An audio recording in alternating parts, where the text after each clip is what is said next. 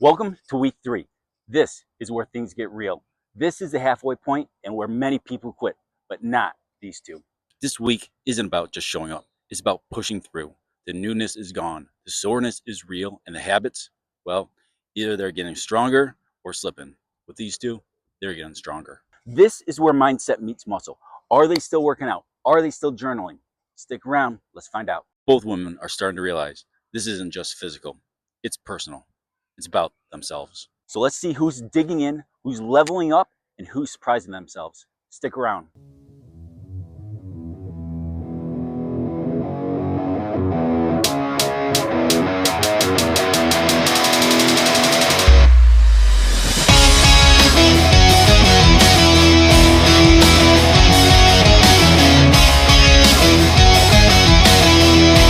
Week 3, this is awesome. If you've followed along up to now, keep doing it.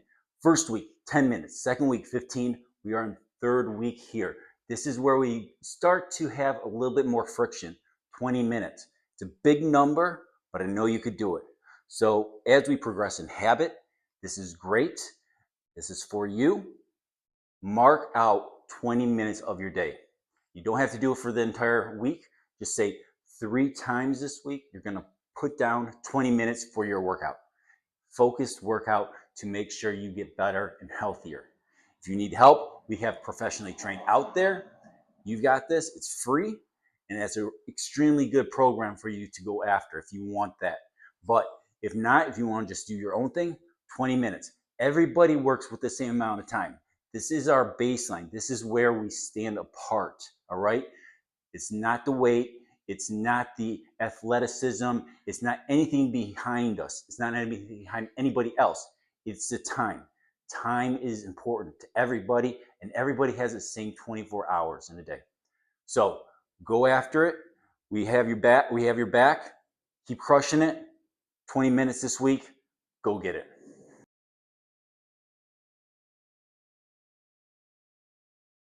8 of the smartest things ever said by women.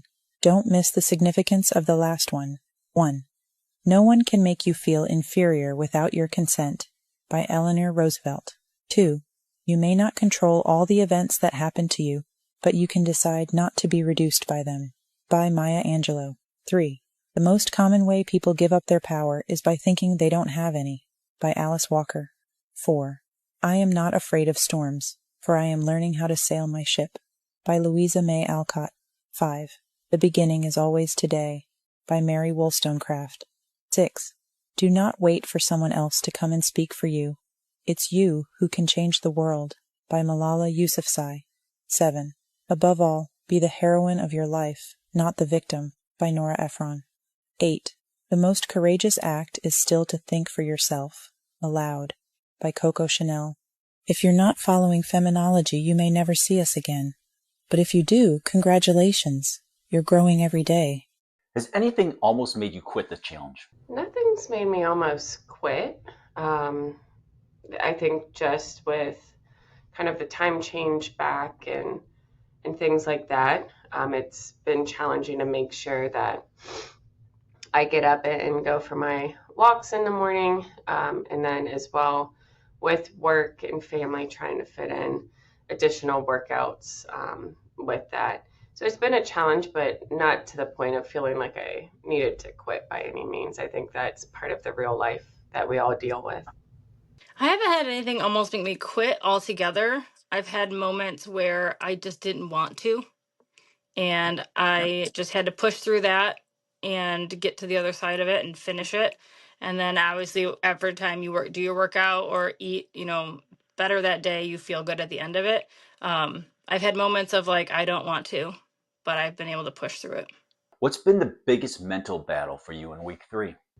Again, coming back from vacation, so kind of feeling that guilt of being gone and leaving the family and coming back and trying to balance, still prioritizing parts of myself, my health, my working out, but also still focusing and getting back into spending time with the people that I love. For week 3, just continuing the my plans, because it got a little boring for a minute there, And so, if you're doing the same thing over and over again, you're going to get real bored real quick. So I've been able to this week, I added a bike, and then that's been super helpful. I think the deepest quote that I've ever read in my entire life is this one. A house cannot be fully repaired if the owner is destroying the house from the inside. Wow. Just wow. There were so many times in my life where I would have needed that one. Shit. Do you feel the challenge part of the challenge kicking in right now? I do. Again, I've stepped up some of my workouts, so I'm getting more sore. I like the feeling of, but again, I think the mental challenge part and trying to balance a lot of things is definitely kicking in more. So. Not as much this week yet, because I tend to do the same time frame of workouts, but next week I think it's going to hit me when the workouts get a little bit longer, in that, okay, every day I'm doing a little bit more. I don't get as much of I don't really want to, so I'll take it easier today and shorter. So I think the challenge of the time limit next week is really going to push me. Are you approaching your workouts differently than in week 1? I am. I'm trying to find more challenging workouts, trying to notice how my body is reacting, feeling capability of it. At some points I feel like I've been able to kind of push a little further mentally and physically. So starting to see some of the benefits from it as well. I think so. I think I'm trying to change it up. I think I was doing the same stuff that I'd always kind of been doing on week 1. And I think I started to get a little bored with it. And I think I've just been changing the type of workout a little bit, and the time frame I do it in the day at my house. So I've just been trying to take it a little bit differently so that it stays interesting. Self-care isn't a luxury. It's how I keep myself from losing my shit sometimes. Take care of yourself first so you can be there for other people. What's one thing that you've had to let go of to keep moving forward? I think kind of perception of like all or nothing mentality, and just reminding myself, I think the whole goal of this is to build habits and set goals, and they might not be perfect, but continuing and or just realizing you might not have done as much as you could have one day, and just resetting instead of kind of going the opposite and just saying it's over. Mentality is something that I've thought about and had to let go. So I didn't really let go or give up of anything, but I had to change it. So I really like to read, so I would just change the time frame of my day a little bit to make sure that I got done what I needed to before I did the things that were just more for fun.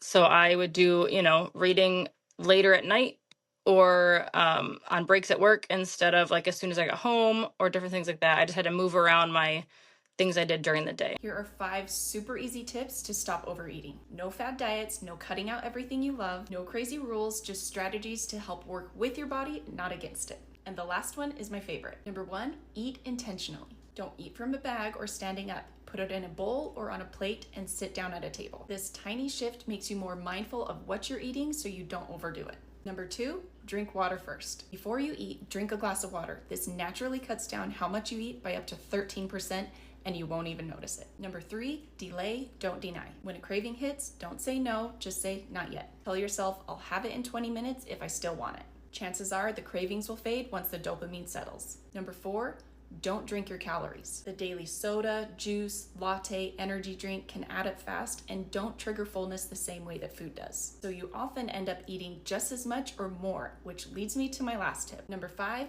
add before you subtract. Instead of cutting out your favorite treats or snacks, add fiber or protein first. It could be veggie sticks, Greek yogurt, cottage cheese, or beef sticks. This fills you up, prevents blood sugar spikes, and makes cravings way less intense. Try it out and let me know how it goes. How are you balancing the challenge with everything else in your life? Just prioritizing it, trying to schedule and hold to it. I think the morning walks have gotten easier because no one else is awake when I fit those in. So setting myself up for success in that way. But then the rest of the day is kind of where it can get cloudy, and make sure that I'm fitting it in where I can, you know, with work and coming back. And my son actually has a different summer camp that gets out earlier, so that's been a big challenge this week of having shorter days but still trying to fit things in after everyone gets going has been my biggest struggle. I have a lot of support at home. So, like I said, my husband's also been working out too. And so we definitely ask each other, like when we get home from work, which workout are you doing today? Because we have different spaces in the house for that. And so I'll do a workout separate from him in a different area, or I'll say, you're the one putting the kids down while I'm going to do this exercise or this thing. And so definitely just we've been supportive at home to move everything around to fit everything in. Boom, habit tip. Okay, this habit tip is very important. It's time. Your time is so important. As you increase your workouts, as they get harder, as they get longer, your team diminishes in other areas. It's all good. It's your time. But it's very important to make sure that you're all set and ready to go with whatever you have. So your time is important. Make sure other people know that. Make sure your spouse knows that your time is important. Make sure your kids, well, kids don't care, but make sure that they're all ready and organized, saying, hey, mommy or daddy has to do this specific exercise at this time, so let's get everything ready. So make sure that your time is organized and you have a specific set in your day to do your exercise or whatever habit you want to go into. Your time is so important because it's the best currency that you have. So make sure this is set for you and make sure others know about it too. All right? Cheers. When you look in the mirror this week, what do you see differently that you didn't see before? I would say part of it's just my thought process and being positive, trying to self-talk positive. Yesterday, my boss commented and she thought I've been working out and looked toned. So sometimes I think it's easier if you hear that from other people and kind of recognize it yourself. To be honest, I don't look in the mirror a lot. So I try not to focus on that. And of myself, though, I know I have been more productive only because everything I've been doing has been more scheduled. So if nothing else, I'm definitely more productive. Has your definition of fit or strong changed?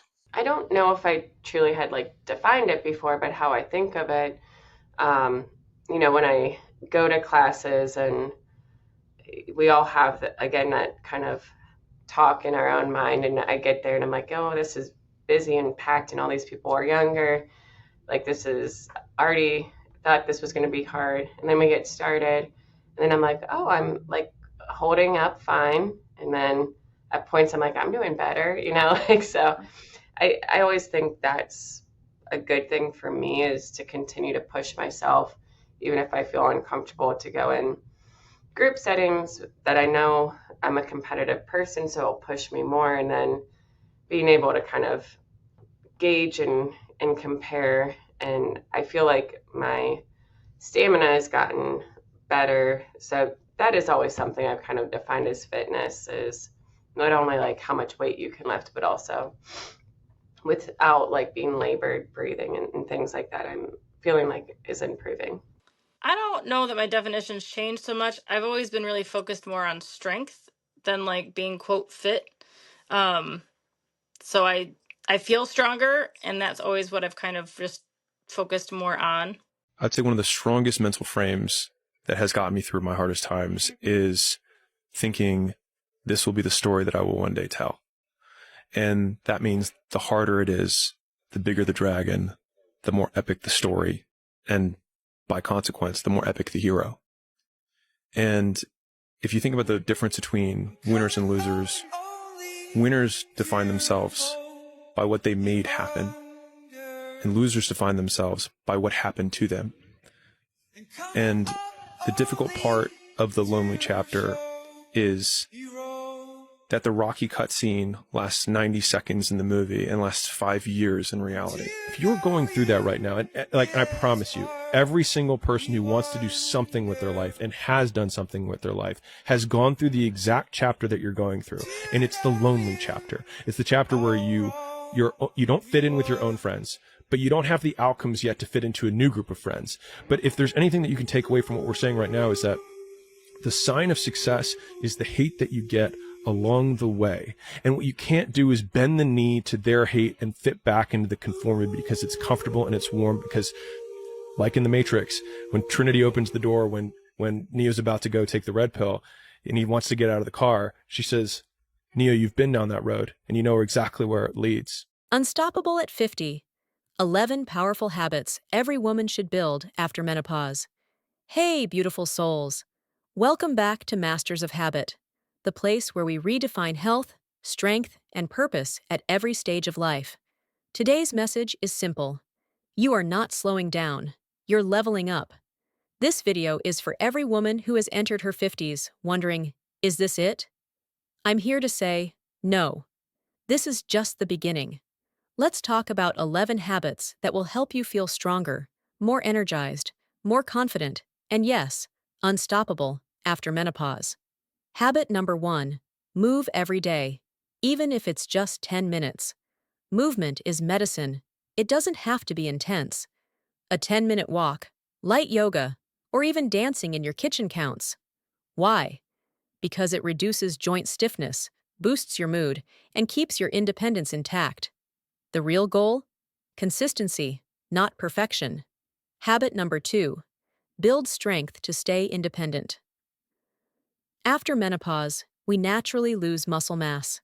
That's not fear, that's biology. But guess what? You can slow it way down. Strength training 2 to 3 times a week helps preserve muscle, protects bones, improves balance, and gives you the power to carry your own groceries at 75. Habit number 3. Prioritize mobility and balance work. Balance and flexibility decline if we don't train them, but they're crucial to preventing falls and maintaining agility. Try this. Stand on one foot while brushing your teeth. Or do simple ankle and hip circles each morning. Little things equal big wins over time. Habit number 4. Own your sleep like it's medicine. Hormones can wreak havoc on sleep after menopause. That's why you need a wind-down ritual. No screens, low lights, chamomile tea, a cool bedroom.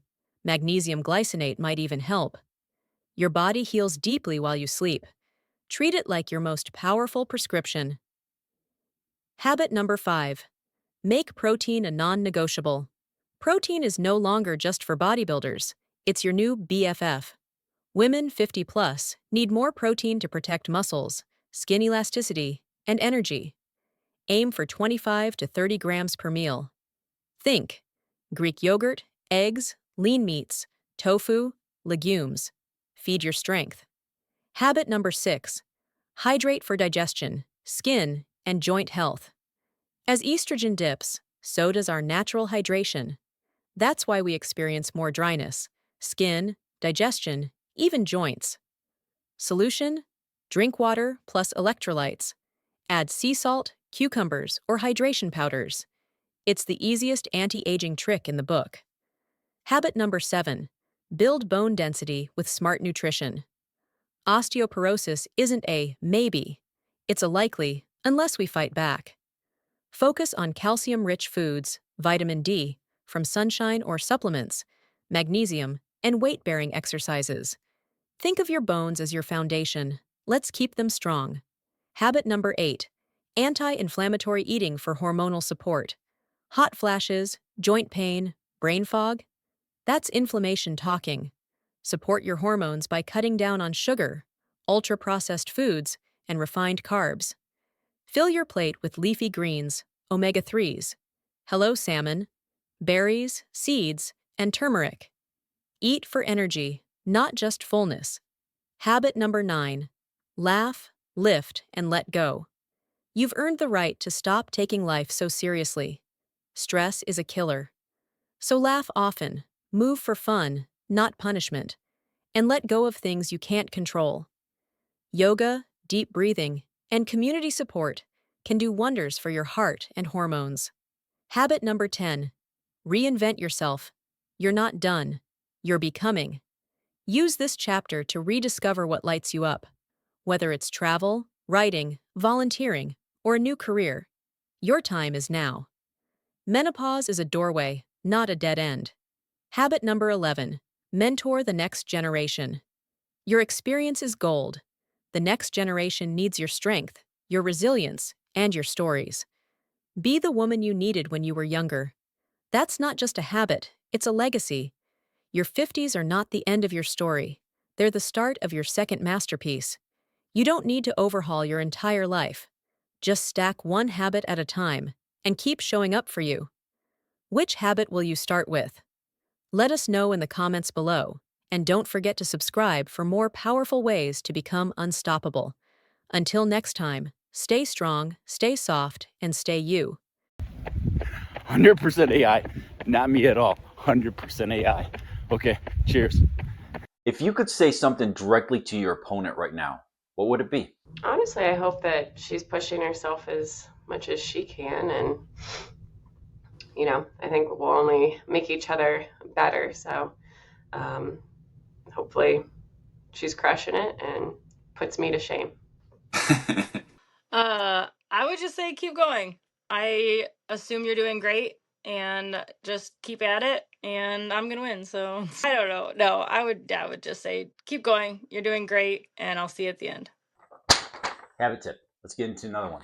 Okay, so if you are exercising at your house, if you are doing any other type of habit and trying to get into that habit of maybe playing an instrument, maybe working on a project, maybe doing finance, your office, if it doesn't look appealing to you, if it doesn't look sexy to you, then it's not attractive and you probably won't want to go there. So if you can make it look attractive, make sure you are one with your area, you're one with your office, you're one with your workout area. This is a very big habit tip in order to want to get you into that mindset to go to that place. So the habit tip for today is make sure that your place looks sexy in order that you could go after that workout, go after that business that you want, go after that playing the guitar, okay? Make it look good and go after it. What emotion has been strongest with you this week? Pride, determination, strength? What? I would say probably more like an anxious or kind of like very full-minded or like agenda, because like I said, it's been a struggle with having my son go to a different camp in which it closes a lot earlier, because that's typically my time that I can fit it in. So just a little bit of anxiety around that and how am I going to be able to do this, and then try to rebuild support and time potentially that is family time to go do it. Now it does help in the summer, the days being longer, so, and the kids not having to go to school at 7:30 every day, so that helps a little bit in fitting it all in. But I do anticipate next week being a little bit easier with the schedule going back to a more normal state. I would say mostly being proud. Just being proud that I'm completing it, and not really frustration, but learning. I'm definitely learning a lot. I may have been frustrated for a moment, but I'm learning different ways that my mind and body handle it and what works best for me, and that makes me proud as well. So really more pride and being proud, yeah.